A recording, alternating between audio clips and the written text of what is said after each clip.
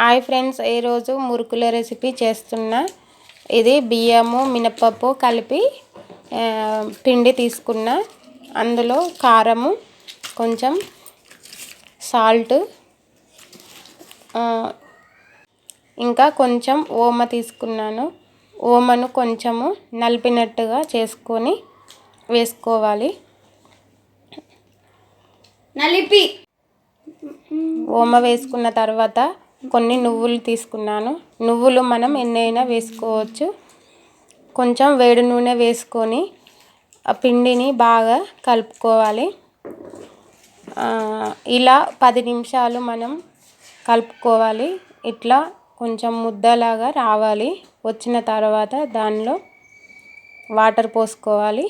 Water పోసుకొని మంచిగా చపాతీ పిండి కన్నా కొంచెం లూజుగానే పిండిని బాగా కలుపుకోవాలి.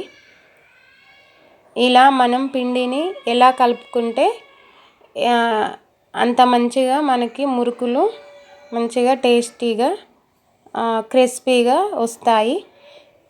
ఇలా మనం బాగా పిసుక్కుంటూ వాటరు కొంచెం కొంచెం వేసుకుంటూ కలుపుకోవాలి. బాగా లూజుగా కాకుండా గట్టిగా కాకుండా నార్మల్గా ఈ విధంగా కలుపుకోవాలి. ఇప్పుడు దీన్ని పక్కన పెట్టేసుకొని ఒక ప్యాన్లో నూనె వేసుకోవాలి. నూనె బాగా వేడైన తర్వాత ఈ మురుకుల పావులో పిండి పోసుకొని ఒక్కొక్కటిగా వేసుకోవాలి. ఇలా వేసుకున్న తర్వాత వాటిని మంచిగా ఫ్రై చేసుకోవాలి. ఈ మురుకులు మాత్రం చాలా బాగుంటాయి, క్రిస్పీగా ఉంటాయి. పిల్లలకి స్నాక్స్కి కానీ దేనికైనా ఉపయోగపడతాయి. ఇందులో నువ్వులు మనం చాలా వేసుకుంటే ఆయిల్ తక్కువ వస్తుంది. ఇలా మంచిగా వేడైన తర్వాత బ్రౌన్ కలర్ వచ్చిన తర్వాత వాటిని తీసుకోవాలి.